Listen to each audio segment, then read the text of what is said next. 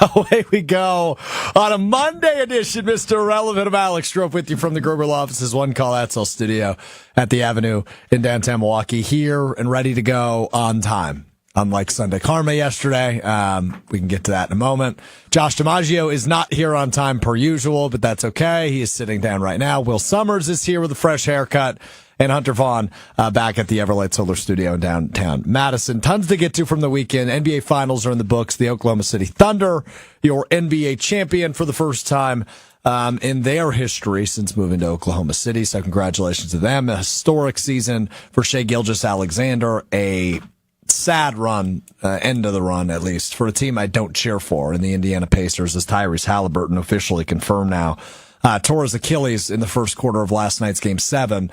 Likely meaning he will miss the entirety of next season, which stinks for the Pacers, but what a run by them. I mean, they were underdogs in like every game they played, and to force Game 7 in the NBA Finals was a really fun series. So tons to get to with that. Caleb Williams making a ton of headlines, the Bears quarterback, over the weekend for all the wrong reasons. We will get to that at some point. And then we will talk a little Brewers and officially launch with 4 days remaining in phase 1 of All-Star voting. The Salvastar. I'm still working on what the title is, but our Sal Frelick campaign to get him in the All-Star game, because frankly, he deserves it. So, we'll talk all about that. And of course, big game coming up Wednesday at AmFam Field between Jacob Misiorowski and Paul Skenes. So all still ahead of Mr. Irrelevant. Joshy, good to see you again. Saw plenty of you this weekend. Hope you're doing well. Yeah, I saw too much of you, to be frank. 3 hours in the heat. That was tough. I was sick of you too. It's a privilege to be on the Summerfest Saturday shows. I'm happy to be there. But your patience will wear thin with anybody when it's 100 degrees heat index. Completely fair. I don't even think it was my fault. No, it had nothing to do with you. And I was irritated with you, and it wasn't your fault. I mean, it was just like we're both wearing black clothing and sweating. I bought a $32 white T-shirt just to walk home in. Yeah, I dressed as light as possible. And it still wasn't enough. No. There was nothing we could do. I don't know if they frown upon Speedos at Summerfest, but I certainly saw some people in Speedos. Society just frowns upon them. Yeah, fair point by Hunter. Plenty of people just wearing like swimsuits at Summerfest on Saturday night. It was, but I mean, it was 100 degrees outside. I can't blame anybody. So, warm weekend, but it was a fun one. Saw you at a show Friday. Obviously, we did the show together Saturday. After the show Saturday, the real story. Dan and Becky. We got a tweet, and we discussed this on our show on Saturday. We got a tweet Friday night or early Saturday morning. I saw it Saturday morning. I don't know when it was tweeted. I think it was Friday night. It was the first thing I saw when I woke up on Saturday. And it was a tweet that said something around the lines of, Dan the Man plus Alex Strouf plus Josh DiMaggio equals beers at Summerfest. Brewskis at Summerfest, excuse me. It was Brewskis. Dan the Man we are referring to as Will Summers' father. Josh and I enjoyed an adult beverage following our show on Saturday afternoon with Will's parents, and Will was not in sight. Will was not with us. It was 10:45 p.m., June 20th. Okay, so I missed it Friday night. Yep. Saw it Saturday morning. Well, your parents bought us beers. We enjoyed a libation with your parents on the Summerfest grounds. We talked a lot about you. Actually, mostly, if not all, positive. I think, for the most part. I gave you some compliments. I complimented them on raising a fine young man. Yep, as did I. They gave Josh a lot of credit. Wow. For being under his tutelage. Also for expanding your vocabulary. And what a great mentor he's been. And every time they would compliment him on his mentorship of you, they'd be like, oh, yeah, and you too, Strouf. It was very funny. And your dad, by the way, huge fan of the nickname you came up with for Mr. Relevant listeners, MIA. Mm-hmm. He kept self-referring to himself as a member of the MIA. He did. Which was fantastic. He might be the leader of the MIA. He might be. Yeah. He was great. So your parents, we enjoyed our time with them. What did you hear from your parents about their time with us? It was a lot of the same things you guys said. They said it was awesome getting to talk to you. Like I said before, my dad has been very much looking forward to meeting you guys, so he was pumped. I saw him on Friday night, and he was super excited. Good. I'm glad. Asking me what type of beverages you guys would like.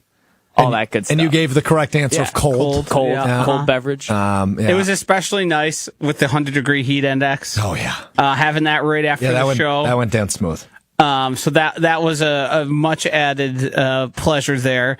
I also really enjoyed your father trying to sneak in some of the vocabulary words that you've learned that you brought into the end of the shows, sort of as your segment. I think he probably had been planning some of those for a couple days, trying to work them out. So yeah, it was, he at one point said, "Here we are, sans Will." Yeah, and it made me laugh very hard. I mean, where do you think I get it from? Yeah, quirkiness certainly was not a secret. It did make me laugh. I heard, I listened to a part of the show, and Josh said that he was rolling with a posse, too. He was. Yeah. He was. He had a crew. And they were yelling at us. Not mean things, but yelling just stuff. Yeah, which is always a pleasure when we're out on the town, especially those Summerfest shows, because we're right on a walkway, so people often don't realize we're doing radio. I think in this case, they did realize we were doing radio. But Dan the Man, self-aware, he knew we did a segment about Dan the Man earlier in the show. So it was all in all 10 out of 10 contribution by him and his posse, and great meeting them. And they've raised an all right kid. So that's awesome. Maybe I should just never show up to the interactions between you and my parents. It sounds like it went good, and I came out of it smelling pretty good too. So yeah, I think everybody looks good. Everybody feels good. So everyone won. Everyone won, which is rare when Joshy and I are both involved, because usually I lose. Yeah, I do hope to keep up the tradition of seeing your parents at Summerfest. I imagine Strouf and I will be on the lineup next year as well. They're welcome to come up another Saturday, because we'll be doing it this Saturday as well. We will. But yeah, it was. I look forward to hopefully seeing them again, and hopefully maybe this time we can stay a little bit longer. Because at that point in the day, Strouf and I were ready to go. I was cashed. Yeah, I was a beer, and I had to hit the road. I have to go get a shower. I took 3 showers on Saturday. I took one in the morning. Yep. I took one after I got home from our show. I went back to Summerfest Saturday night. I took one when I got home. Yeah, it was a lot of sweat. I as you guys know, I'm not an athlete. I don't participate in tons of athletics. I play pickleball a few times a month. But I never get as sweaty as I was on Saturday from walking 1 mile each way. It was brutal. But it was a good weekend overall, the opening weekend of Summerfest. Obviously, the weekend ends last night, with the NBA Finals, Game 7. And look, those, it's one of the oldest cliches in sports and sports broadcasting. The best 2 words in sports are Game 7. And what this NBA playoffs was, and ultimately what that NBA Finals series was, it was so deserving of a Game 7. And obviously that, unfortunately, comes to a halt very early in Game 7 when Tyrese Haliburton goes down in the first quarter and clearly in a ton of pain and can't put pressure on his leg. It went from calf strain to torn Achilles, which is becoming more and more common. But ultimately, that took a little bit of the air out of the balloons of that one. I think it, oddly enough, was a good thing that game was in Oklahoma City, because that crowd would have been awful in Indiana after Tyrese went down. The energy was high, but it was all thunder, but still striking distance, because we've seen what Indiana was capable of all postseason long, and that was unbelievable comebacks. And even without Tyrese, it felt like that game was still in reach for them for most of it, but ultimately the Thunder come out on top, and they build up a lead that's too big in the final couple minutes and are able to hang on for their first NBA championship. So props to SGA, props to the Thunder on that title. I mean, SGA is in the record books as one of the all-time seasons, right? Winning the MVP, being the regular season points per game leader, winning an NBA title, winning the finals MVP. It's super rare. I know Michael Jordan did it. I know Shaq did it. I know Kareem did it way back in 1971 when he was Lou Alcindor with the Bucks. But it's super rare air for SGA. So cool for him, cool for the Thunder. Really fun NBA postseason, really fun finals series as the Oklahoma City Thunder ultimately win. But my head obviously doesn't go to the Thunder or even the Pacers when it comes to the conclusion of the NBA postseason. It goes straight to the Milwaukee Bucks. So as we do in these parts, Joshy, my very first move last night was, okay, let's see next season's odds. Rather than the number, right, the plus number of the odds, where do you think in the NBA the Bucks rank? This is according to our friends at Potawatomi Sportsbook. where do you think the Bucks rank out of the 30 teams in the NBA for odds to win the championship next season? 16th. Really good guess. 17th. Wow. 17th. That's no ball right there, brother. That's no ball. They rank 16th in the NBA, or excuse me, the ESPN's way too early power rankings, but they are 17th at plus 8,000 at Potawatomi Sportsbook. The team above them is what? 16th? Or who? Well, I'm just asking, what are their odds at plus 16? All right, I think they're plus 7,500. Okay, I just wanted to know how, because sometimes there's cliffs, and they'll kind of tier teams where teams will be all pretty similar. They'll have 3 or 4 teams. I didn't know if there was gaps, considerable amounts. But 16 is not where you want to be. No, and neither 17 where the Bucks end up. But plus 8,000 at 16th is the Detroit Pistons at plus 6,000. So significantly better odds. That's a decent jump. And then above the Pistons, there's a ton of plus 400 or 4,000s, bunch of plus 2,500s. Yeah. And then obviously you get down to the Thunder, actually plus 200 at Potawatomi Sportsbook for repeats already. Cavaliers, Rockets, Knicks, and Nuggets ran at the top 5 in odds. Just from a gambling aspect, after we saw, and maybe I'm not giving enough credit to the Pacers, but after we saw the way the Pacers handled them, don't you sort of feel like that team might have gotten a good run out for their championship? Not that it wasn't earned. Obviously, you have to play the games. Mm-hmm. But we certainly thought there were teams at multiple parts of the season that were much better than the Pacers. The Pacers were playing their best basketball, certainly. At the right time. Yes. Yeah. And that stuff does matter. We see it happen in all sports where a team sort of comes out of nowhere and then looks unstoppable. But I'm not as sold on the Thunder being plus 200. If it was the Dodgers, I'd be like, yeah, well. Right, that one makes sense. That's a super team, The Thunder certainly feel like that West, there could be 3 or 4 teams that have an opportunity. Here's the thing with the Thunder, though, and I think this is what gives them so much credit, is there's a real case to make now after the championship win last night that Sam Presti, their general manager, is one of the best in professional sports. I think so. The way he rebuilt that team, the way they just have asset after asset after asset for the next several years. They've got everybody under contract through 2027, if I'm not mistaken. He did what they wanted to do in Philly. Yep. Trust the process. Absolutely. He did trust the process, and things are a little different for a team like OKC, who probably have a little more width or a little more forgiveness to kind of struggle through and get through and not reach the ultimate peak. But what they did is they got good and they got really good fast. Yep. And that sort of changes the perspective, and their star player manages to not disappear in the playoffs. And maybe this becomes a dynasty for OKC. We'll see on that part. But what I'm focused on is the Eastern Conference, because I mean, obviously injuries play a role here, right? Damian Lillard tears his Achilles. Jason Tatum tears his Achilles. Now Tyrese Haliburton tears his Achilles.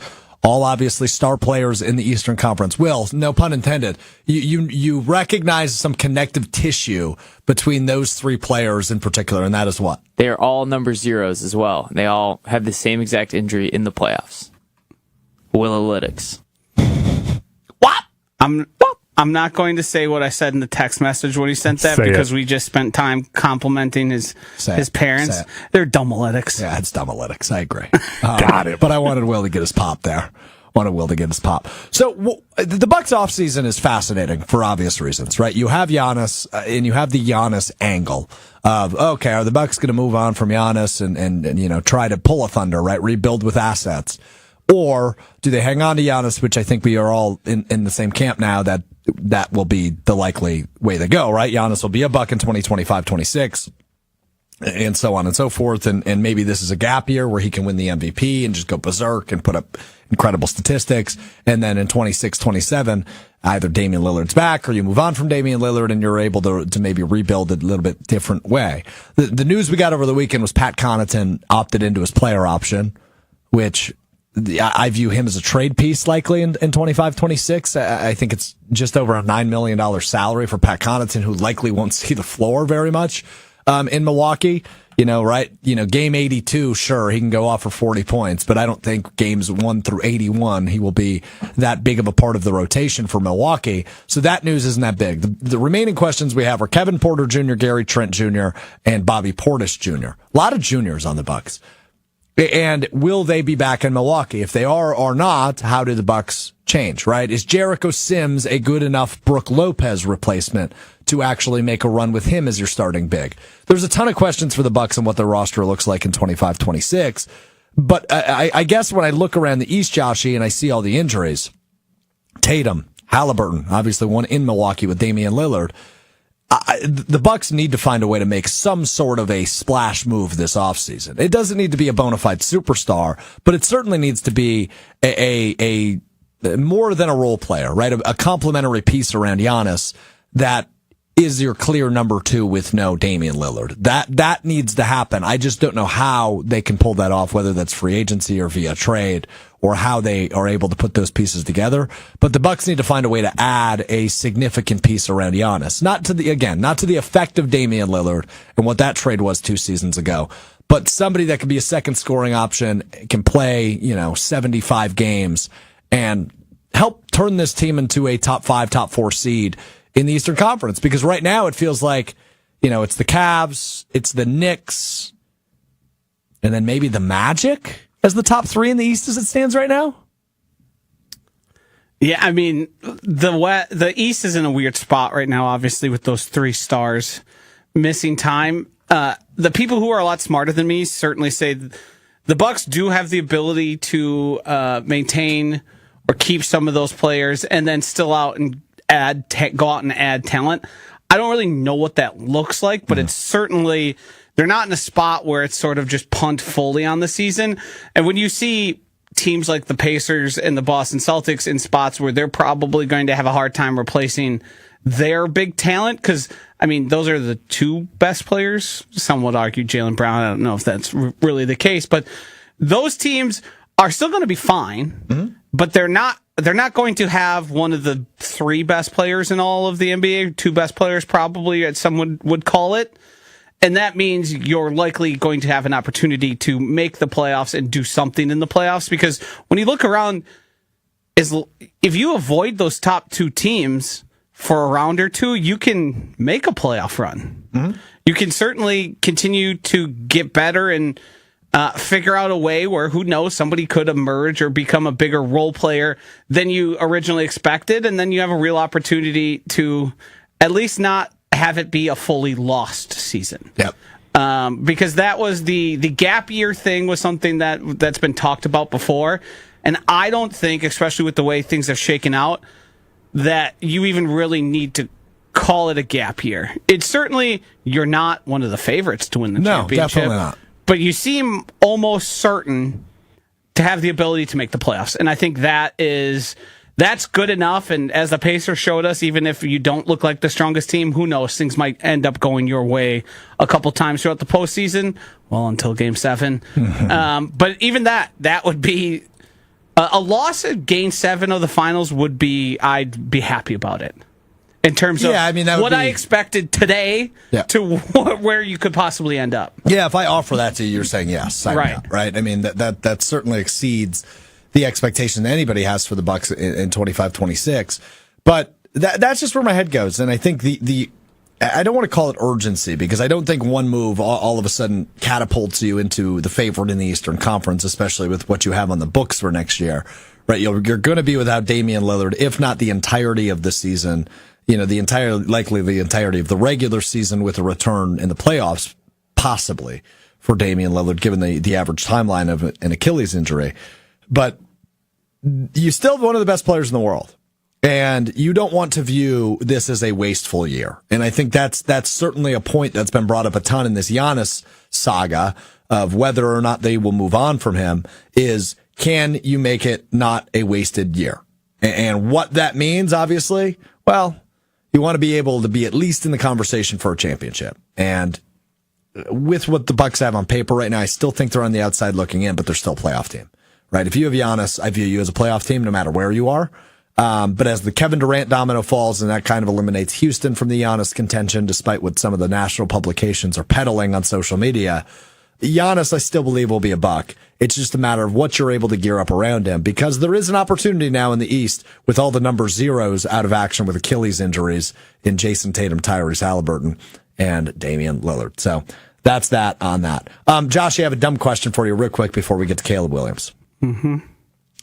Why has there been so many Achilles injuries recently?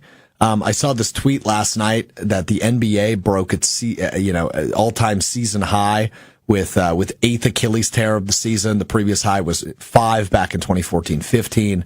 That total also doesn't include Thanasis Antetokounmpo, who tore his in the offseason, or prospect Jalen Moore, who was injured in a recent pre-draft workout. So really 10 basketball-related Achilles tears in NBA settings this season, between last offseason and now. What's going on here? I know you're not a doctor, but that seems odd. I think there's some pretty clear points you can point to. I don't think there's one specific reason. I think there is, with the way basketball is played, the more back and forth nature, the increased movement you see on both sides of the ball. Sam Decker tweeted out the average miles covered per 82 games over the past 20 years. It was a number below 1,300 miles. It is now today up over 1,500 miles, and that's only kind of per 82 game basis. So simply more usage. The more you use any of your ligaments, muscles, etc., are going to strain them more and cause more injuries. I also think the hyper level of specialization in sports and repeated movements and sort of taking your bodies to its limits as much as possible to be in peak physical shape would make it more conducive to suffering injuries of those natures. And then I also think it's like just the level of athleticism, and the human body is only capable of doing so much. You're incredible. What? You're just a smart fella. I knew you'd have an answer for me. Yeah, I think it's just a... Do the shoes have anything to do with it? Because I've seen that theory floated as well. A lot of players wearing low tops versus the high tops that used to be so popular. I certainly wouldn't wear it out, because at one point the high tops that were popular were Chuck Taylors, which if you've ever seen a high top pair of those, it's just a thin piece of canvas. Right. That really isn't any sort of relative... I don't think that's preventing you from tearing an Achilles. Correct. Yeah, okay. Yeah, I think it is just...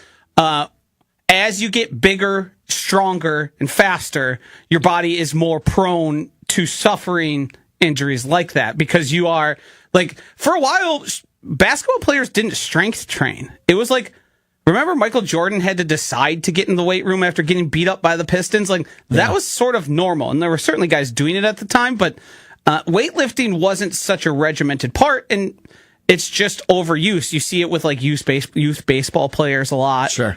And the fact that I think it's good for you to play multiple sports and strain muscles and ligaments in different ways instead of the same way over and over and over again. Have you ever shopped at Bass Pro Shops? Yes. Okay. Yes. Sorry, Josh wearing a Bass Pro Shops hat, and I just realized it. Yeah. Okay. Big fisher?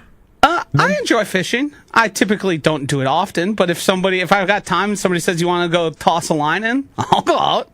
Go toss a line. Mm-hmm. Me and you should toss a line. Good bonding experience. Could do that. My grandpa, big fisherman. The good thing about fishing, you got to be quiet. Yeah, that's why I was about to get to that. Yeah. So my grandpa, big fisherman, doesn't have his boat anymore, but used to have his boat and would take us to Pembine every year in northern Wisconsin. And I went once, and that was all I was allowed. That was the last time you said? That was the last time I went.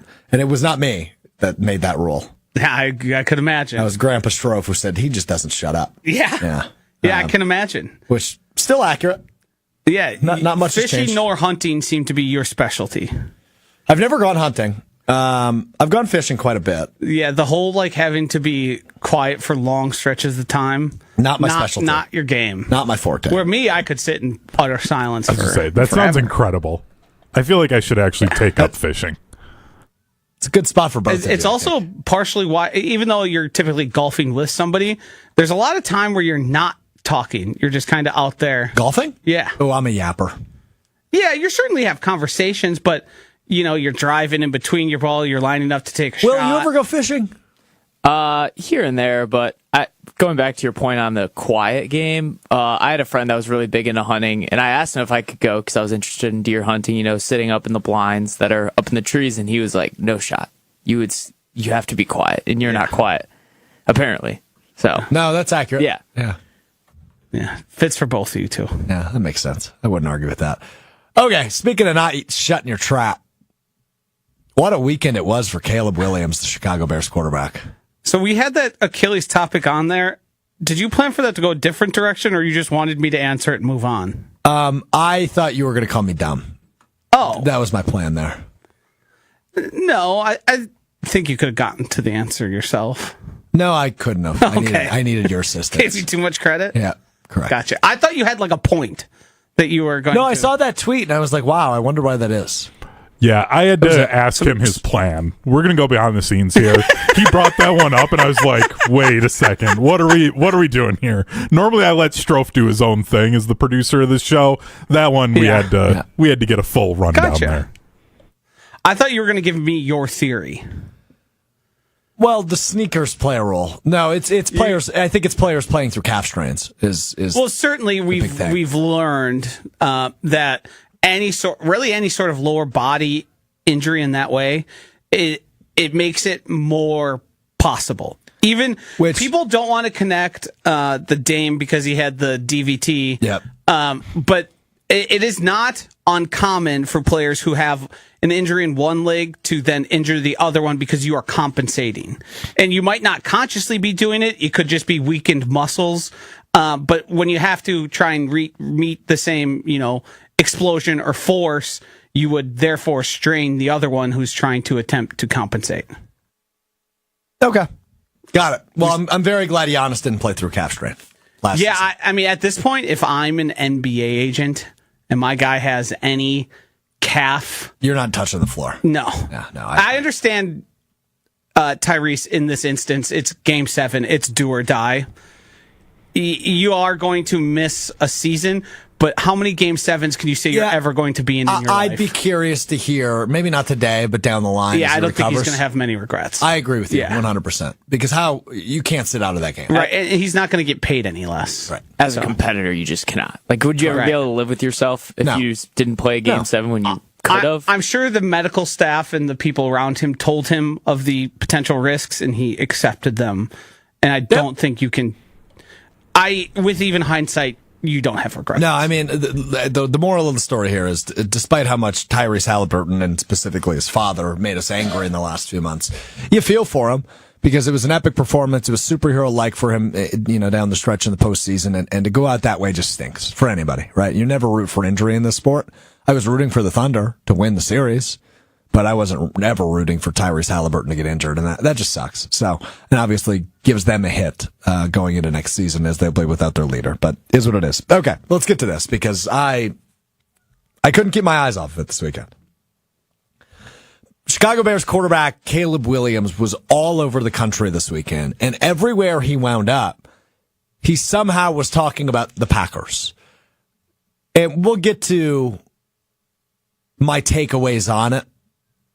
But I just want to fill you in on the weekend that was for Chicago Bears quarterback Caleb Williams. It started Friday morning at Fanatics Fest in New York City, which was just this massive event. It seemed like every face and star from every league, from NFL to MLB to NBA to WWE. It was an event totally not done to try and go viral and get social media views. That was not what they were doing. Definitely not. Livy Dunn actually knew the price of Paul Skenes' card and what it sold for, and that wasn't rehearsed, and they didn't shut down all the other vendors to let her film in peace. That's not what happened. Nor was the Kevin Hart thing where he was selling cards of only short basketball players, which then Muggsy Bogues, I believe, popped up in. Yep. That wasn't rehearsed, and they weren't paid to do that. Josh, you act like the internet is all completely real and nothing is staged. No, but they were trying to make it not seem that way. That was the. I know. I was making the joke. It was an attempt at virality. Yeah, I know. All right, let's try this again. So Caleb Williams was at Fanatics Fest in New York City. I think what I said also pertains to this.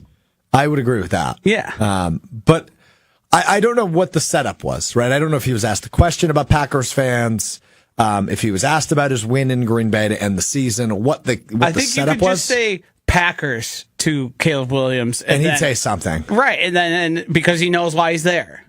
Right. So he was asked in some capacity about Packers fans Here's what the Bears quarterback said at Fanatics for us to New York City on Friday morning. Probably at Green Bay. I mean, they suck, but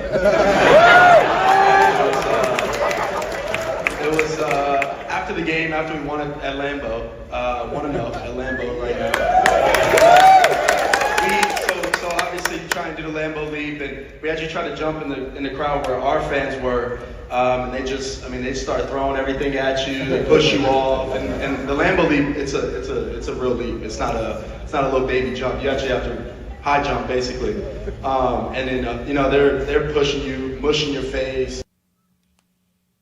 Mush in your face is such a great line from the Bears quarterback, who I guess is surprised by a reception at a visiting field when he tries to do the other team's tradition. I really don't get how he's confused by the way he was treated and the way Packers fans reacted after losing to the Bears at Lambeau Field, but I guess that's neither here nor there. Then Saturday, Williams back in Illinois, at Summer Smash, which is a 3-day music festival in Bridgeview, Illinois. This video taken Saturday night, I would assume before future headline Summer Smash.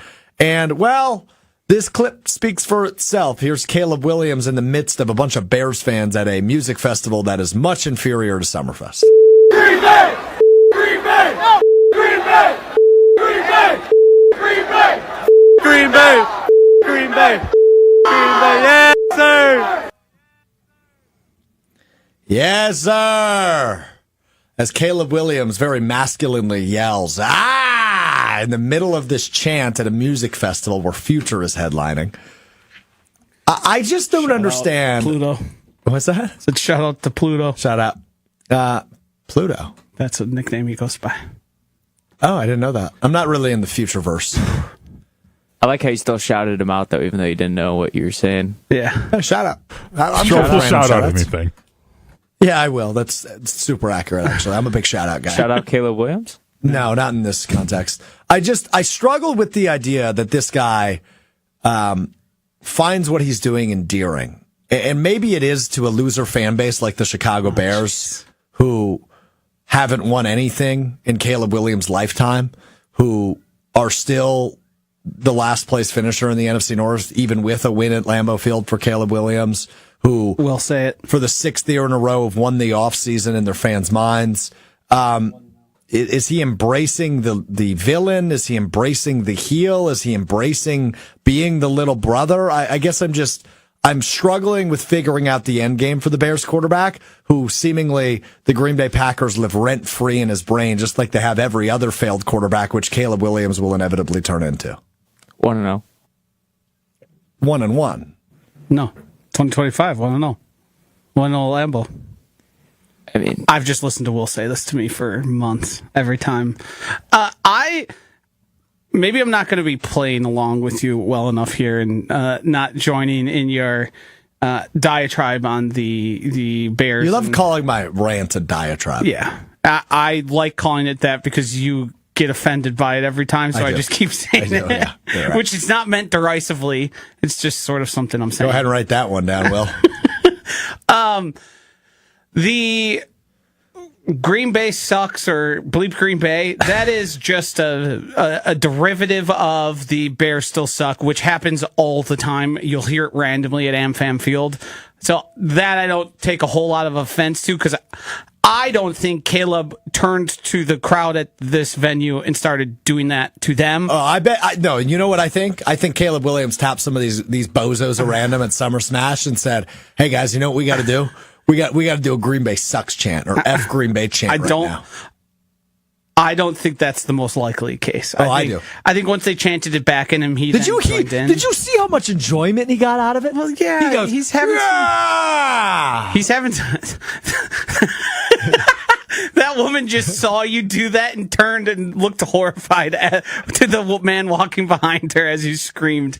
No, I think they started doing that to him and he joined in, and he's at a concert where he's having some cocktails and having fun, and he's getting nothing but glad-handed and tapped on the back and told how great he is. So it is what it is to me. It's just something that happens. Now, I've never seen Jordan Love or Aaron Rodgers join in on any of those chants that may have been chanted at them in the past, because let me tell you, I guarantee Jordan Love has had the opportunity. Yes. So maybe that's a little bit different, but I'm not offended by him doing that. You can do whatever you want. Ultimately, the rivalry happens on the field, and you guys got one of the last 12. So good for you. Just know that any behavior off the field will certainly make it to the Packers' eyes and ears, and they will rub it in your face if you don't play well. I'm a big believer in bulletin board material. I don't know Matt LaFleur's theory on this. No, philosophy I don't think on it this. needs to be, but they saw it. The guy saw it. Oh yeah, and it'll come back up. Don't worry. Yes, and they will make comments about it. Hey, I will give Caleb Williams credit for something that came out this weekend, though.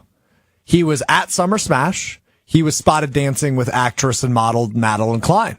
And it is being floated. She's from Outer Banks, played Sarah Cameron in Outer Banks, if you've ever seen that show. I'll give him credit on that. I don't know who Madeline Klein is, nor have I ever seen Outer Banks. But I imagine she's a good-looking celebrity. She is. Yeah, very much so. Objectively good-looking. Yes. Yeah, that was where... And then back to the first one. Aaron Rodgers, now granted, he had a long-stated history of dominating the Bears. Yes. But he also never hesitated to take a shot at the Bears when he could. And he still does. Right. And there is a difference, obviously. He certainly wasn't saying those things 10, 11 years ago. Agreed. But he's also the same guy who did a belt and said, I own you, I effing own you. But that was in the heat of battle. Right. But he then, every chance he get, you think Caleb Williams, if they get out... He enjoys taunting Barstool Big Cat about being a Bears fan. Yes. That's part of his enjoyment. But that's done as shtick and fun. I don't mind the heat of the battle stuff. You don't think what Caleb was doing was a little shticky? Oh, for sure it was, but I don't think he's earned the stickiness, is my point. Aaron Rodgers earned it. Isn't that more just like a cultural and generational thing? Meaning what? That young guys are more likely to not worry about, have I earned this right, or should I be doing this, versus this will go viral and look epic online, so therefore I'm going to do it. If that is the mindset of a first overall NFL draft the one thing pick, I've noticed about younger people is they have no shame about talking and sharing things about themselves and making themselves appear bigger, better, and more important than maybe they actually are. Okay, now I have to ask it because I think I fall into the younger category. Did you just describe me without describing me? No, I was describing pretty much everyone in this industry who's on the younger end. I'm more on the, I don't care, I'll talk about myself. I'll share my content because I think I'm doing good work. Now, some of the people I've met throughout it and knowing and working in this industry as sort of we've evolved with the video stream and all that, people don't love sharing their own work. And I think that's largely a generational thing. Okay, interesting. I think the older generations are much more reticent to share those things and, talk about myself, promote myself. I still have it though when it comes to talking to my camera. You'll do it at any time. I will. That's true. And this doesn't apply to you. This is people who I just see in everyday life. Someone will just whip out their camera, walk down the street and talk about to themselves, which is somewhat to an audience eventually. But to me, watching someone take a selfie to me is like seeing them nude. That to me is, you're very anti-selfie, I've learned, recently. Which is something, if I were to be caught doing that, I would feel the same amount of shame as if I was pantsed in public. Oh, okay. And that is not this, you'll see kids on the side of the road just dancing, filming, and there's no shame. Yeah. It's just different. There's a lack of shame. That's for sure. And I don't think you should be shamed. I don't think one side is better than the other. It's just a difference. Yeah.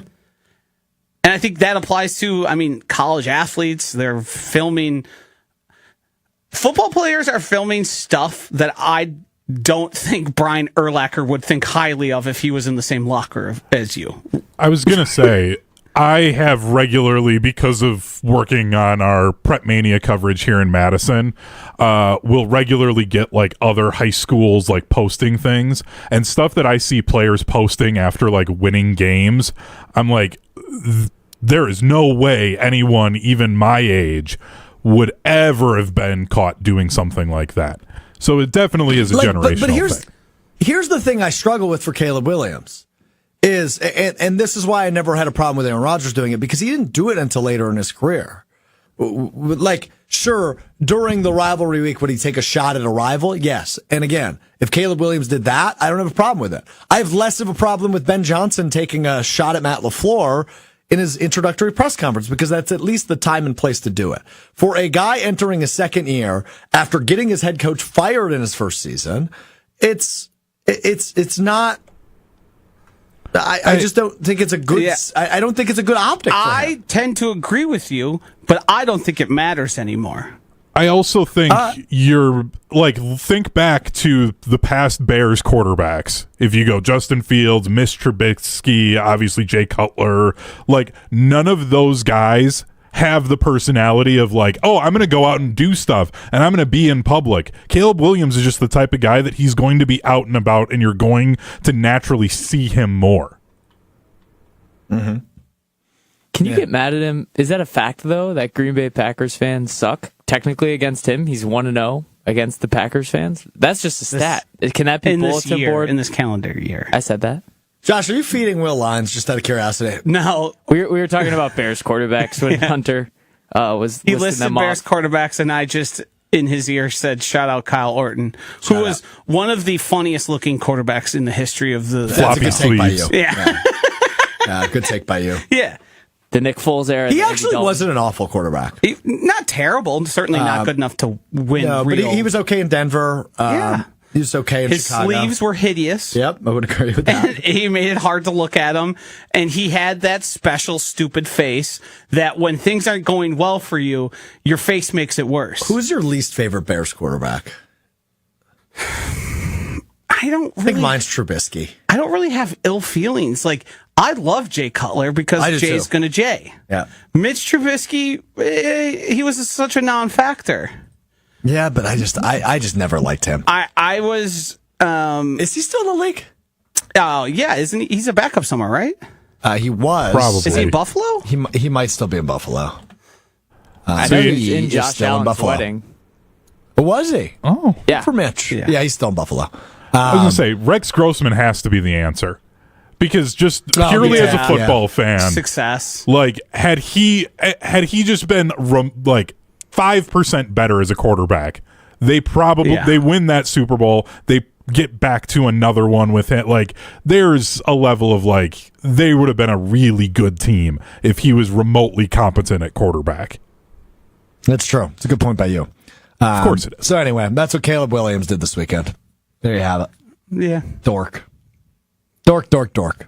I would much prefer the my quarterback to take the high road and sort of just laugh at that and not join in. Yeah, that's what's going to happen. Yeah, but I don't particularly hold it against Caleb.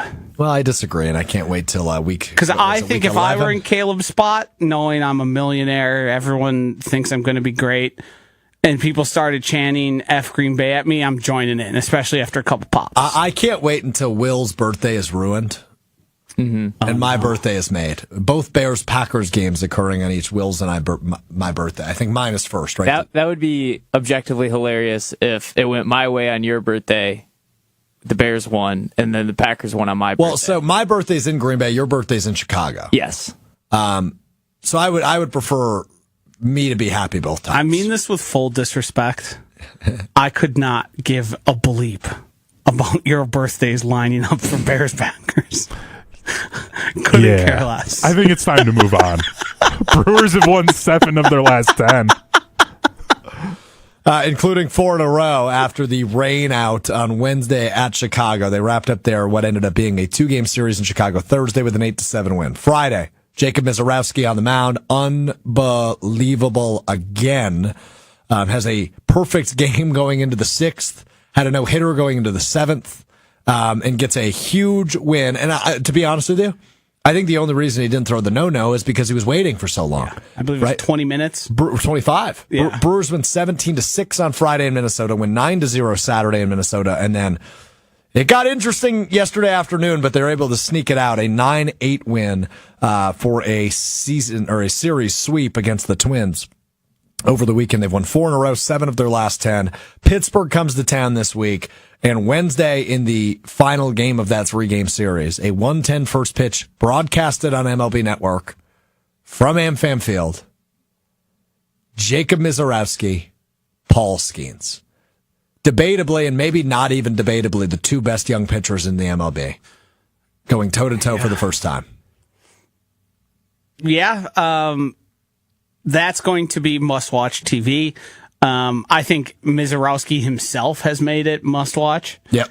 He's pitched 11 innings and given up 1 hit. That's correct. He has 2 wins into his career, 1 hit surrendered. The only player, I believe, ever to have that achievement. It throws absolute gas regularly over 100 miles per hour.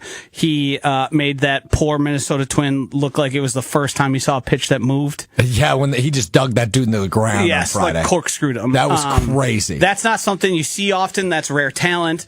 I do think there will be games where people can get to a young pitcher. Everyone's still learning about him, trying to figure out his tendencies, all that. The cat and mouse game that happens as you get more and more film on you. But stuff like that typically, you don't get figured out in your first year.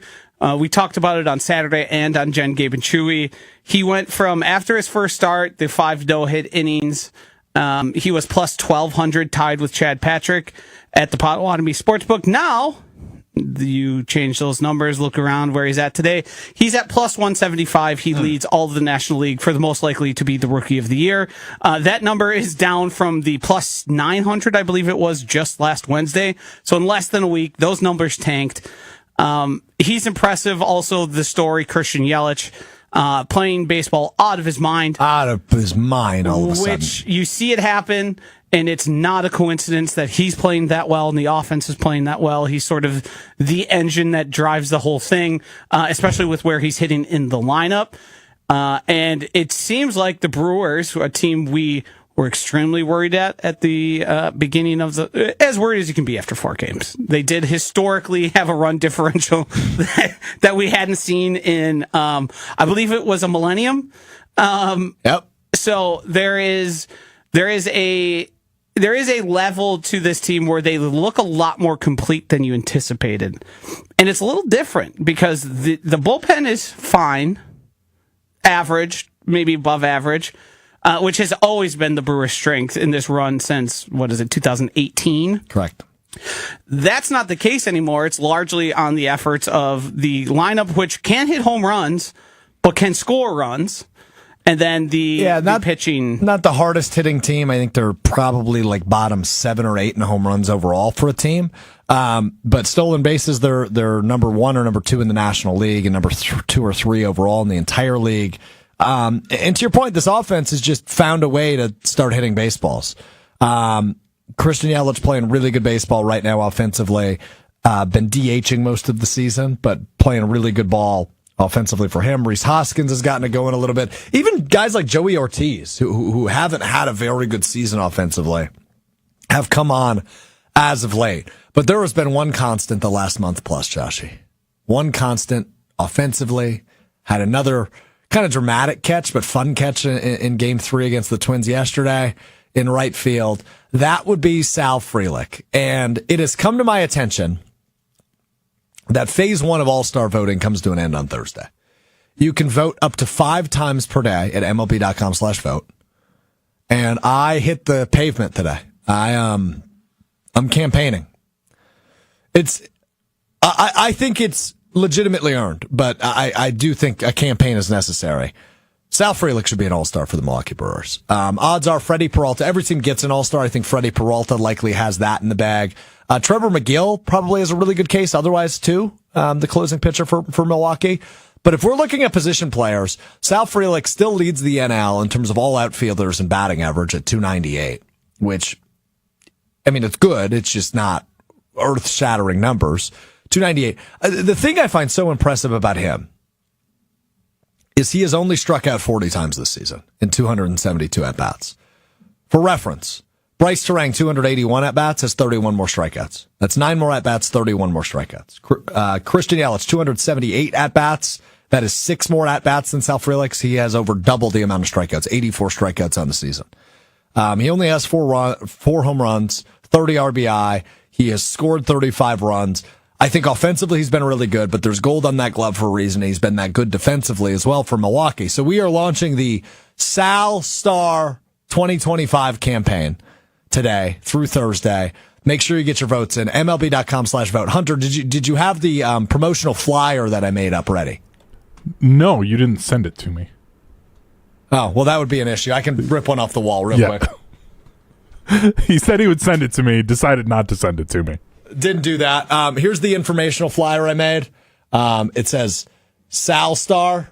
And then it says, vote Sal Frelick to MLB All-Star Game. Visit MLB.com/vote. Vote every day this week. And then on the bottom, it says, we appreciate your support in this urgent matter. Sincerely, Alex Strouf, president of Sal Frelick Fan Club. So make sure you get on that. Will, you've already voted, if I'm not mistaken? Yep, 5 times. I've also voted 5 times. Joshy? Doing my first vote here. Interested to see if Sal will make the cut. Isn't that kind of the whole idea here? You're pushing. You didn't ask for my opinion before starting this campaign. I didn't think I needed your opinion because I thought you would be a Brewers fan and vote for Sal Frelick and maybe just vote for all the Brewers. I'm a merit-based voter. Okay. I take voting seriously. Well, if you just don't throw. Well, it's nice. The MLB All-Star website actually does this thing, Joshua, where you can sort position groups by certain statistical categories. If you go down to outfield and you click batting average, just let me know the first name that pops up. Will, did you know it was 1994? I did not. That seemed unnecessary. I must have missed. Are you an OPS guy? I'm WAR, OPS plus, the advanced stats, the stats that tell you truly how. Sal Frelick 5th on the team in OPS. Ooh. Behind Jake Bowers, who's only played in 46 games, Christian Yelich, Rhys Hoskins, Isaac Collins, who, by the way, boy, has he come on as of late. Great weekend. He's been awesome. Big Crushing week. the ball. I mean, They needed him, too. hit a home run in both games in Chicago, played really well in Minnesota. Isaac Collins has been awesome for this team. And then Sal Frelick after him in terms of OPS. So, all right. If you feel like supporting a great cause, MLB.com/vote. Make sure you vote for Sal Frelick 5 times. So Let's get him in the All-Star game. He earned it. I have a few other. Josh, what do you think about the name for this campaign, Sal Star? Because we had a few other names that we didn't go with. His name is Sal. Sal Star. Sal Star. Sorry. It strikes me as a name that could use some work. All right, I have another one. Well, I've got a list here. Okay, we'll get to your list, but I have one more that I want to run past Josh, and I think it's my finest work. So we all know what I yell when Sal does something good, right? What do I yell? Salvatore. Good job, everybody. Thanks, Josh. Thanks for participating. I yell Salvatore. You love asking questions that you could just answer yourself for dramatic effect. Well, here's the thing. We're doing theater here, Joshy. We're doing entertainment. I'd like to get my guys involved, if that's all right with you. Yeah, including you. They got involved. Yeah, but you didn't. And that's the part that irritated me. How about Salvastar? Salvastar! That one's a lot better. It's better than Salstar? Yeah. Okay. Yeah, I think so. Okay. Reprint the flyers. All right, That I saved them. Yeah, Salvastar. But that does share a name with a SoundCloud artist as well. So I also said no on that one. I don't think they're going to come for us for that, would they? Have you thought No, about but we making don't a want people to get confused if they Google it. Gotta have something that people I've never can heard find. of that person. I can't imagine many in the audience would either. But then if they're Google searching the campaign, I don't see a Salvastar on SoundCloud. I See, here I am going through the All-Star voting process here. Yeah. How am I supposed to vote for Sal when you got guys like Ronald Acuna, Corbin Carroll, and Pete Crow Armstrong? I'm good with Pete Crow Armstrong. no, you can't despite vote him for a playing for the Cub. team down south. No, I did, is actually. not I did. allowed. Wow! I voted for Pete Crow Armstrong. Integrity. Sal Fake Frelick. fan. And who were the other names you listed? Corbin Carroll and Ronald Acuna. I voted for Corbin Carroll, Pete Crow Armstrong, and Sal Frelick. Those are my 3 votes. So you're leaving Acuna off? I am. And you voted for a rival. That's disgusting. Okay, but I'm a merit voter. You're not. No, you're not, voter. though. We just established that. Clearly not. You're clearly a fake voter. fan. You cannot vote for a Chicago voter. Cub to be an all-star. Ever. Hold on. Ever. I'm a merit voter. I'm a merit voter. And I think the best outfielder in baseball this season has been Pete Crow Armstrong. I don't care. I think regardless of league, you don't regardless give him of a team, vote. It but he's doesn't never been matter. an all-star. Him and Sal could be first-time all-stars together, the two best outfielders in the National League. Strouf, your whole brand, we literally talked about this last week, is that you are a fan. You act like a fan. That's a part of your appeal for this show. Yeah. A real fan would not vote for your team's biggest rival hold on a minute, to have Hunter. a single Hold on. all-star. But Hunter, hold on. What you're missing here is that I'm honored to be selected to vote for the MLB All-Star Game. I take that responsibility very because seriously. you have a computer and the internet. Great. That's a real high it's a bar. responsibility. It's a responsibility I take very seriously. And I think I'm a voter of merit. Clearly not. You're And not. Pete You already Crow said Armstrong you has been were. the best outfielder in baseball. Ronald Acuna is hitting .396 with 8 home runs, 15 RBI, and 1.2 EPS. 396 OPS. batting average? Yeah, he missed time, but he came in and then So he just doesn't qualify for my statistics then. Do you want to bet that he ends the season with higher average home runs, RBIs, and OPS than Salvatore? Where is he at RBIs right now? He has 15. Strouf, So he's don't less take than this Sal back. there. Don't take this back. But you're saying it'll be an Acuna clean sweep? Yeah, of course. I like my chances. I'll take the bet. I think Sal will win one of those categories. No, you're an idiot. Good luck. Okay. Fair enough. All right, time now for What We Missed, What We Learned, which is presented by our friends at Door County Distillery. You learn something every day. Sometimes you miss things. We miss things on the rundown. We get to those right now. Door County Distillery is the best. You're always going to miss it when your bottle runs empty. And the good news for you is you can get Door County Distillery all over the state, baby. Whether you're in Milwaukee, Madison, Stevens Point, Green Bay, you can bring Door County Distillery to you. If you're not heading up to Door County this summer, their bourbon is terrific. It's affordable. It's really, really tasty. I'm currently working on the maple barrel finished bourbon. Had another glass last night during the NBA Finals. It is so tasty, so good. Just a couple rocks, and it is my favorite. It is my favorite bourbon in the state. So make sure you try that if bourbon's your thing. If not, graduation parties, tailgates, elevate it with Door County Distilleries, gins, rums, whiskeys, vodkas, all the in-betweens, brandies for your old fashions. They do everything great. They do a ton of local collaboration, and they are an awesome local business right here in the state of Wisconsin. Check them out, doorcountydistillery.com, and find the retailer nearest you on that same website, doorcountydistillery.com. Why are you smirking at me? I got a good one. Uh-oh. According to the Bigfoot Mapping Project, Love where this is going. Yeah, this is a good start. On May 26th, in Chilton, Wisconsin, Oh, boy. there was a Bigfoot sighting. Oh my gosh. Chilton. We need to go up to Chilton. This is according to the Bigfoot Society Instagram account. I see a man here with glasses, a red t-shirt, looking at a computer screen that is reporting a sighting of a Bigfoot in Chilton, Wisconsin. All right, the home of the Tigers, Chilton. I mean, that's right in my neck of the woods, man. Wow. Have you ever seen anything in your neck of the woods that you could think maybe could be attributed to the old Squatch himself? I would just say that I certainly know there are some people in that neck of the woods that might appear like a Bigfoot, but I don't think it's a Bigfoot. They grow People them who big up in after Chilton. A few libations. Well, a lot of farms, One. lot of farms up in northeast Wisconsin. You know, people get nice, big, and strong, and sometimes hairy, and sometimes that could be misconstrued. I've never seen anything, though, Joshy, but I am willing to go squatch hunting, just like Nick Herbig and Keanu Benton did in the Steelers schedule release video last month. By the way, I never watched all 32. I'm sad to report. What a fraud. Go figure. You said Lied you again. would. I did. I did it last year. I did it the year prior. I didn't do it this year.